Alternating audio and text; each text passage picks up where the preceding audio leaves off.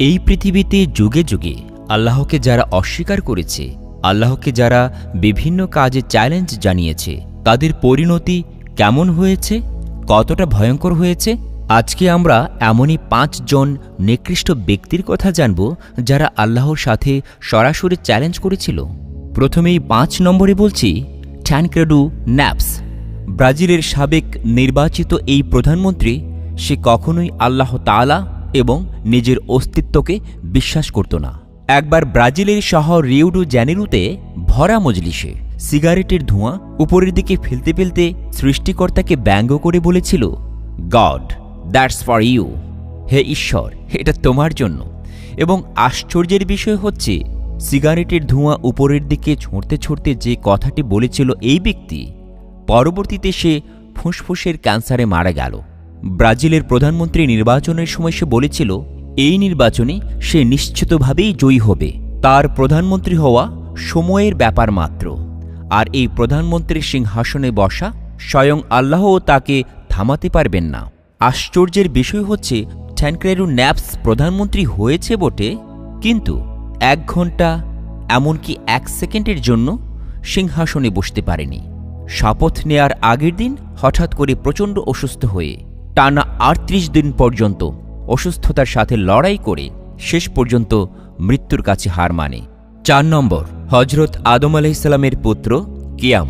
এই কিয়াম খুবই শক্তিশালী ছিল এবং সবসময় তার নিজের সবকিছু নিয়ন্ত্রণ করতে পারত।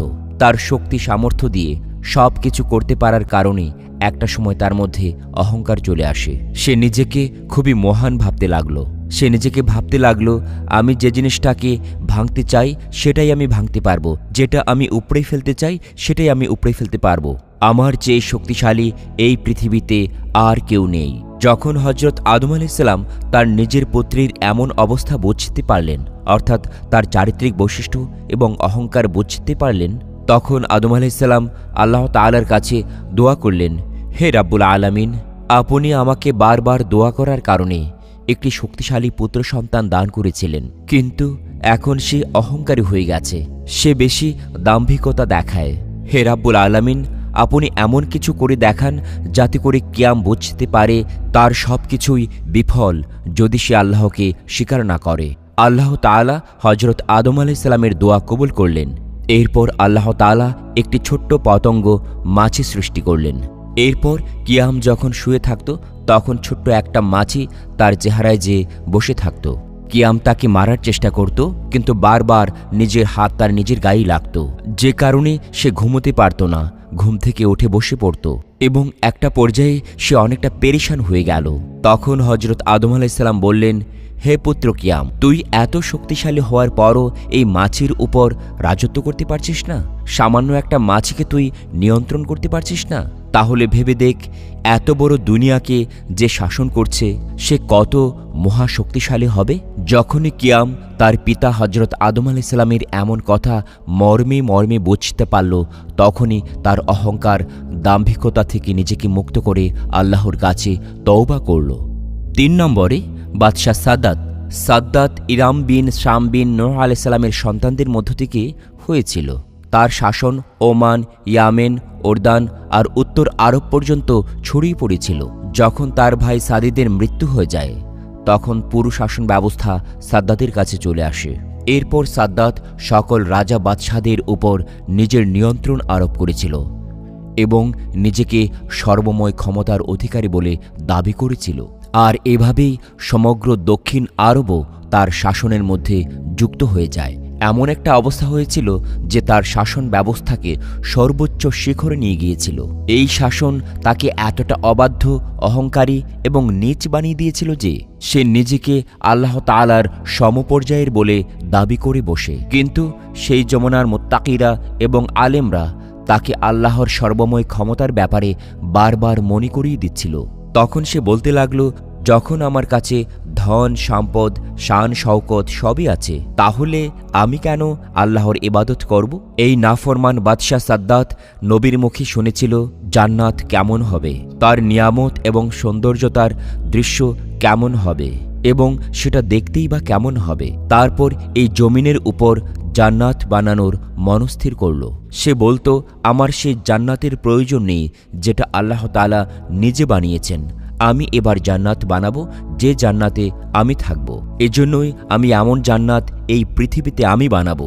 আর এজন্যই সে এই জান্নাত বানানোর জন্য যা কিছুর প্রয়োজন ছিল সে নিজেই জোগাড় করতে শুরু করলো। এরপর সে সোনা ও চাঁদের ইট দ্বারা ঘর বানাতে শুরু করলো। অসংখ্য মণি মুক্তা সেখানে ছড়িয়ে দিয়েছিল। নহরকে প্রস্তুত করা হলো, প্রত্যেকটি মহলে পানির ফোয়ারা বানানো হলো। নহরের কিনারাতে খুব সুন্দর সুন্দর গাছও লাগানো হলো। সুন্দর পাখিগুলোকে ইয়াকুতের ইটের উপর বসানো হয়েছিল। যখন এই নির্মাণ শেষ হয়ে গেল তখন সে আদেশ করল, সম্পূর্ণ শহরে যেন রেশমের বিছানা বিছিয়ে দেয়া হয়। এরপর এই নহরের মধ্যে কিছুতে মিষ্টি পানি, কিছুতে হয়তো মদ এবং কিছুতে দুধ, মধু ও শরবত চালু করা হয়েছিল। কিতাবে এসেছে এই জান্নাতকে বানাতে সাদ্দাতের ৩০০ বছর লেগেছিল। যখনই এই জান্নাত প্রস্তুত হয়ে গেল তারপর তার লোক লস্কর নিয়ে সেই জান্নাতের উদ্দেশ্যে রওনা হয়ে গেল। এরপর সে জান্নাতের শহরের প্রধান গেটে যখন গেল তার ঘোড়া থেকে একটি পা নামানোর জন্য প্রস্তুত হলো। তার একটি পা প্রধান গেটের চৌখাটের উপর রাখল। তখন সে একটা অজানা ব্যক্তিকে নিজের সামনে দাঁড়িয়ে থাকতে দেখল। সাদ্দাত জিজ্ঞেস করল, তুই কে? সে বলল, আমি মালাকুল মউত। সাদ্দাত জিজ্ঞেস করল, তুমি এখানে কেন এসেছো?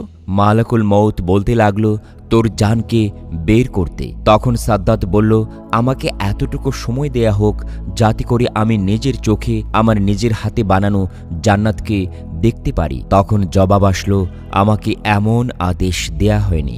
এরপর সাদ্দাত বলল, আমাকে এতটুকু সময় দেয়া হোক যাতে করে আমি ঘোড়ার উপর থেকে নেমে যেতে পারি। তখন মালাকুল মউত বলল, আমার কাছে এরও অনুমতি নেই। আর সেজন্যই সাদ্দাতের একটি পা চৌখাটে ছিল আর একটি পা ঘোড়ার উপরে রাখা ছিল। সে অবস্থাতেই মালাকুল মউত তার রূহকে বের করে ফেললেন। এরপর জিব্রাইল আলাইহিসসালাম একটি ভয়ঙ্কর শব্দ তৈরি করলেন, যে শব্দে সাদ্দাতের বানানো জান্নাতের শহর ধ্বংস হয়ে গেল, তছনছ হয়ে গেল। এমনইভাবে পৃথিবী থেকে এর নাম ও নিশানা একেবারে মিটে গেল। আল্লাহ তাআলা মালাকুল মউতকে একবার জিজ্ঞেস করেছিলেন, হে মালাকুল মউত, তোমার কি বনি আদমের জান কবজ করতে কখনো কষ্ট হয়েছে? তখন মালাকুল মউত বলেছিল, হ্যাঁ, আমার দুটি মানুষের জান কবজ করতে কষ্ট হয়েছিল। একবার গভীর সমুদ্রে একটি জাহাজ ডুবে গেল। একটি মা কাঠে ধরে বেঁচে থাকার চেষ্টা করছিল। এমন সময় সে একটি বাচ্চা প্রসব করল। আমার সে সময় এই সদ্য ভূমিষ্ঠ বাচ্চাটির দিকে তাকিয়ে থাকতে থাকতে ওই মায়ের জান কবজ করতে ভীষণ কষ্ট হয়েছিল। দ্বিতীয়ত হচ্ছে বাদশাহ সাদ্দাতের জান কবজের সময়, যখন সে ৩০০ বছর যাবৎ দুনিয়াতে তার নিজ হাতে বানানো জান্নাতে প্রবেশের মুহূর্তে এক পা তার জান্নাতের প্রধান গেটের চৌকাটে আরেক পা ঘোড়ায় ছিল, সে অবস্থায় জান কবজ করতে আমার খুব কষ্ট হয়েছিল। তখন আল্লাহ তাআলা বললেন, ওহে মালাকুল মউত, সমুদ্রের মধ্যে যে শিশুর মায়ের জান কবজ করতে তোমার কষ্ট হয়েছিল সেই শিশুটিই ছিল বাদশাহ সাদ্দাত। তাকে আমি মাঝ সমুদ্র থেকে উঠিয়ে এনে বাদশাহ বানিয়েছিলাম, কিন্তু পরে সে আমাকেই অস্বীকার করে বসে। এবারে ২ নম্বরে নমরুদ। নমরুদ ছিল একজন শক্তিশালী, জালিম, অহংকারী বাদশাহ। একই সাথে সে ছিল একজন মূর্তি পূজারী। বলা হয়ে থাকে যে মাথাতে বাদশাহের মুকুট সর্বপ্রথম নমরুদই পড়েছিল। সে নিজের শক্তির মাধ্যমে তার প্রজাদেরকে নিজের প্রতি সাজদা করিয়ে নিত। খ্রিস্টপূর্ব ৩০০০-এর কাছাকাছি ছিল নমরুদের সময়, এবং নমরুদকে বলা হয়ে থাকে পৃথিবীর সবচেয়ে পুরনো সভ্যতা সুমেরীয় সভ্যতার বাদশাহ। এবং ওই সময়ে আল্লাহ তাআলা হজরত ইব্রাহিম আলাইহিসসালামকে নবীরূপে প্রেরণ করেছিলেন। এরপর হজরত ইব্রাহিম আলাইহিসসালামকে আল্লাহ তাআলা নবীরূপে নবুয়তি দান করলেন এবং তিনি নিজেকে রাসূল বলে ঘোষণা করলেন। এরপর তিনি ব্যাবিলনের মানুষকে এক খোদার প্রতি ইবাদত করার জন্য দাওয়াত দিতে শুরু করলেন। একই সাথে তিনি মূর্তি পূজার সরাসরি বিরোধিতা করলেন। এজন্য নমরুদ হজরত ইব্রাহিম আলাইহিসসালামকে নিজের দরবারে ডেকে পাঠালো। নমরুদ ইব্রাহিম আলাইহিসসালামকে বলল, হে ইব্রাহিম, তোমার রব কে, যার জন্য তুমি মানুষজনকে দাওয়াত দিতে চাইছো? তখন ইব্রাহিম আলাইহিসসালাম বললেন, আমার রব সেই যিনি জীবিত করেন এবং মৃতও করেন। জবাবে নমরুদ বলল, আমিও তো জীবিত করি এবং মৃত্যু ঘটাই। এরপর নমরুদের আদেশ মোতাবেক 2 জন কয়েদিকে জেল থেকে বের করা হলো, যাদের জন্য মৃত্যুদণ্ড নির্ধারিত ছিল। এরপর নমরুদ তাদের দুজনের মধ্য থেকে একজনকে হত্যার আদেশ দিল এবং অন্যজনকে মাফ করে দিল।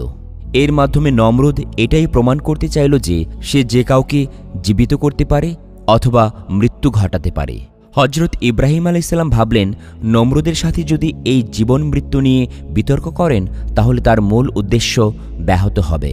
বরং তিনি মনে করলেন এমন একটি দলিল বের করা হবে যার মাধ্যমে হক এবং বাতিলের পার্থক্য বের করা যাবে।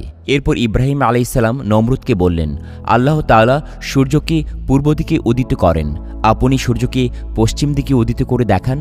এই কথা শুনে অবাধ্য বাদশাহ নমরুদ হতভম্ব হয়ে গেল। সে মাথা নিচু করে ফেলল। তার কাছে যে এর কোনো জবাব নেই, বাকি রইল না যে ইব্রাহিম আলাইহিসসালাম কিভাবে আগুন থেকে রক্ষা পেয়েছিলেন। এরপর ইব্রাহিম আলাইহিসসালাম শাম দেশ অর্থাৎ সিরিয়ার দিকে হিজরত করতে গেলেন। এরপর নমরুদ আল্লাহ তাআলার সন্ধানে এবং তার সাথে যুদ্ধ করার জন্য উঁচু একটি মিনার তৈরি করল, আর যেটি মিনারে বাবুল নামে বিখ্যাত হয়েছিল। বলা হয়ে থাকে এই মিনারে চড়েই নমরুদ আল্লাহ তাআলাকে আকাশে চ্যালেঞ্জ জানাত। যখন আসমান থেকে কোনো জলবায়ু আসত না তখন নমরুদ খুবই অহংকারের সাথে হেসে উঠত, আর মানুষজন তখন তার প্রতি সেজদাতে পড়ে যেত। শেষ পর্যন্ত একদিন একজন ফেরেশতা মানুষরূপে নমরুদের দরবারে হাজির হলেন এবং সেই ফেরেশতা নমরুদকে আল্লাহ তাআলার পক্ষ হতে দাওয়াত দিল এবং বলল, সেই আল্লাহ তাআলার প্রতি ইবাদত করো এবং তাকে মানো এবং তুমি তার নাফরমানি থেকে বেঁচে থাকো, কেননা আল্লাহ তাআলার শক্তি এবং সামর্থ্য তোমার এবং তোমার ফৌজ থেকে অনেক বেশি। যদি তিনি চান তাহলে তার দুর্বল একটি মাখলুক দ্বারাই তোমাকে ধ্বংস করে দিতে পারেন। এমন কথা শোনার পরও নমরুদ আল্লাহ তাআলার সাথে যুদ্ধ করার চ্যালেঞ্জ ছুড়ে দিল। সেজন্য সেই ফেরেশতা তাকে তার সেনাবাহিনী তৈরি করার জন্য 3 দিন সময় দিয়ে চলে গেলেন। 3 দিন পর চ্যালেঞ্জের দিন যখন আসলো, আল্লাহ তাআলা অসংখ্য মশা সৃষ্টি করলেন এবং সেই মশা দ্বারা নমরুদের সমস্ত সৈন্যবাহিনী একদম পরাস্ত হয়ে গেল। এমন সময় একটি মশাকে আল্লাহ তাআলা নমরুদের উপর পাঠিয়ে দিলেন, যেটি তার নাকের রাস্তা দিয়ে মস্তিষ্কের ভিতরে প্রবেশ করে যায়।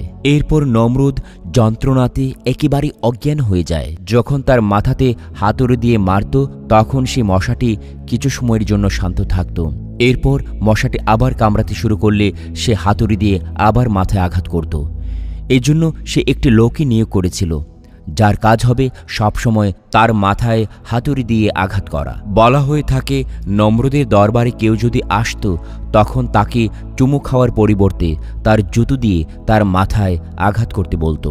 নমরুদের এই অবস্থা প্রায় 40 বছর পর্যন্ত ছিল, আর শেষ পর্যন্ত সে এমনইভাবে বেইজ্জতের সাথে মৃত্যুবরণ করে। সর্বশেষ 1 নম্বরে ফেরাউন। ফেরাউন নির্দিষ্ট কোনো ব্যক্তির নাম নয়।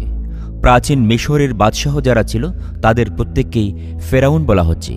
আমরা আজকে যে ফেরাউনের কথা বলবো সে হচ্ছে হজরত মুসা আলাইহিসসালামের সময়ের ফেরাউন, যাকে রামসিস II বলা হয়। ফেরাউন ছিল পৃথিবীর এযাবৎ ইতিহাসের সবচেয়ে নিষ্ঠুর ব্যক্তি। সে এতটাই নিষ্ঠুর ছিল যে জ্যোতিষী যখন তাকে বলল আগামী 1 বছরে ইসরায়েলি বংশে জন্ম নেয়া এক পুত্র শিশু তার মৃত্যুর কারণ হবে, তখন 1 বছরের জন্য তার রাজ্যে কোনো পুত্র সন্তান যেন জন্ম না নেয় তার সব ব্যবস্থাই করেছে, এবং যদি কারো ঘরে পুত্র সন্তান জন্মলাভ নিয়ে থাকে তাহলে তাকে নিষ্ঠুরভাবে হত্যা করত।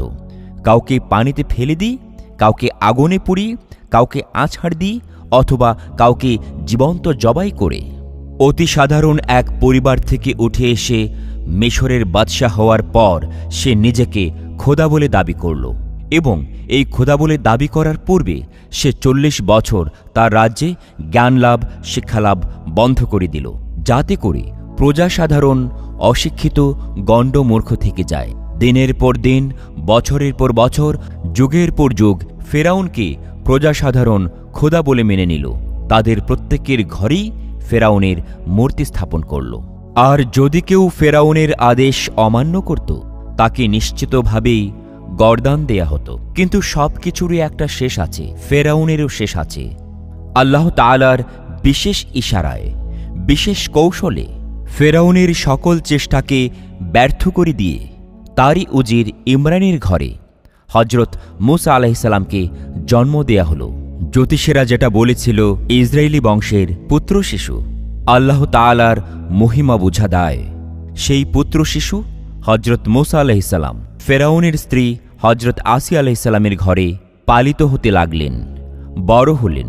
একটা পর্যায়ে হজরত মুসা আলাইহিসসালাম আল্লাহর নির্দেশে ফেরাউনকে তার নিষ্ঠুরতা থেকে, তার খোদা বলে দাবি করা থেকে বিরত থাকতে বলেন এবং তাকে এক আল্লাহর একত্ববাদ মানতে বলেন। ফেরাউন তা মানল না, বরং হজরত মুসা আলাইহিসসালাম ও তার অনুসারীদেরকে সমূলে বিনষ্ট করতে চেষ্টা করল। এরই একটা পর্যায়ে হজরত মুসা আলাইহিসসালাম অনুসারীসহ লোহিত সাগরের পাড়ে এসে দাঁড়ালেন। পেছনে ফেরাউনের সুবিশাল বাহিনী, সামনে প্রকাণ্ড লোহিত সাগর। কোথায় যাবেন অনুসারীসহ হজরত মুসা আলাইহিসসালাম? পেছনে ফিরে গেলে ফেরাউনের সৈন্যবাহিনী নির্মমভাবে, নিষ্ঠুরভাবে হত্যা করবে। সামনে এগিয়ে গেলে লোহিত সাগরের পানিতে ভয়ঙ্কর কষ্টের সাথে পানিতে ডুবে মৃত্যুবরণ করতে হবে। কোনো সিদ্ধান্ত কেউ নিতে পারল না। এরপর আল্লাহ তাআলার পক্ষ থেকে নির্দেশ আসলো, মুসা, তোমার লাঠি দিয়ে সাগরের পানিতে আঘাত করো। হজরত মুসা আলাইহিসসালাম আল্লাহর নির্দেশ মতো সাগরের পানিতে আঘাত করা মাত্র সাগরের মাঝখান দিয়ে বড়, প্রশস্ত, সুদীর্ঘ এক রাস্তা তৈরি হয়ে গেল। এরপর মুসা আলাইহিসসালাম সেই সাগরের রাস্তা দিয়ে অনুসারীদেরকে নিয়ে তার গন্তব্যের দিকে পথ চলতে শুরু করলেন। একটা পর্যায়ে ফেরাউন তার সুবিশাল বাহিনী নিয়ে এসে দেখল সাগরের মাঝখান দিয়ে রাস্তা। মুসা তার অনুসারীদেরকে নিয়ে পালিয়ে যাচ্ছে। ফেরাউন তার সুবিশাল বাহিনী নিয়ে সাগরের সেই রাস্তা দিয়ে হাঁটতে শুরু করল। উদ্দেশ্য মুসাকে এবং তার অনুসারীদেরকে নির্মমভাবে, নিষ্ঠুরভাবে হত্যা করতে হবে। হজরত মুসা আলাইহিসসালাম অনুসারীসহ এবারও আল্লাহর নির্দেশ ছাড়া কোনো উপায় খুঁজে পেলেন না। আল্লাহ তাআলা আবার নির্দেশ করলেন, হে মুসা, তুমি আবার সাগরের পানিতে লাঠি দিয়ে আঘাত করো। হজরত মুসা আলাইহিসসালাম সাগরের পানিতে আবার লাঠি দিয়ে আঘাত করলেন। অমনি সাগরের সেই রাস্তা বন্ধ হয়ে গেল। মুসা আলাইহিসসালাম তার গন্তব্যে পৌঁছে গেলেন এবং ফেরাউন তার বাহিনীসহ সাগরের পানিতে ডুবে মারা গেল। সাগরের ঢেউয়ের আঘাতে ছিন্ন ভিন্ন হয়ে গেল ফেরাউনের দেহ। পবিত্র কোরআনে আল্লাহ তাআলা বলেন, ফেরাউন ও তার বাহিনী জমিনে অন্যায় অহমিকা প্রদর্শন করেছিল। তারা মনে করেছিল তাদেরকে আমার কাছে ফিরে আসতে হবে না, সুতরাং আমি তাকে এবং তার সৈন্যদেরকে পাকড়াও করলাম এবং সাগরে নিক্ষেপ করলাম। এবার দেখো জালেমদের পরিণতি কি হয়ে থাকে। সূরা কাসাস। আল্লাহ তাআলা আরও ইরশাদ করেন, আমি বনী ইসরায়েলকে সাগরে পার করিয়ে দিলাম। তখন ফিরাউন ও তার বাহিনী জুলুম ও সীমালঙ্ঘনের উদ্দেশ্যে তাদের পশ্চাৎবদন করল। পরিশেষে যখন সে ডুবে মরার সম্মুখীন হল, তখন বলতে লাগল, আমি স্বীকার করলাম বনী ইসরায়েল সেই আল্লাহর প্রতি ঈমান এনেছে, তিনি ছাড়া কোনো ইলাহ নেই এবং আমিও অনুগতদের অন্তর্ভুক্ত। উত্তর দেয়া হল, এখন ঈমান আনছ? অথচ এর আগে তো তুমি অবাধ্যতা করেছ এবং তুমি অশান্তি সৃষ্টিকারীদের অন্তর্ভুক্ত ছিলে। সুতরাং আজ আমি তোমার দেহটি রক্ষা করব, যাতে তুমি তোমার পরবর্তী কালের মানুষের জন্য নিদর্শন হয়ে থাকো, কেননা আমার নিদর্শন সম্পর্কে বহু লোক গাফেল হয়ে আছে। সূরা ইউনুস 10। আর তাই তো আল্লাহর সেই কথা মতো ফেরাউনের লাশ তার মৃত্যুর বহু বছর পর 1907 সালে আবিষ্কৃত হয়। সিনাই উপদ্বীপের পশ্চিম তীরে জাবালে ফেরাউন নামে একটি পাহাড় আছে। সেই পাহাড়ে ফেরাউনের লাশ সর্বপ্রথম পাওয়া যায় বলে জনশ্রুতি আছে। এনসাইক্লোপিডিয়া অফ ব্রিটানিকার নিবন্ধে বলা হয়েছে, থেবস নামক স্থানের সমাধি মন্দিরে 1896 সালে একটি স্তম্ভ আবিষ্কৃত হয়েছে। ফেরাউনের লাশ মমি করে মিশরের রাজধানী কায়রো থেকে অদূরে রয়্যাল মিউজিয়ামে সংরক্ষণ করে রাখা হয়েছে।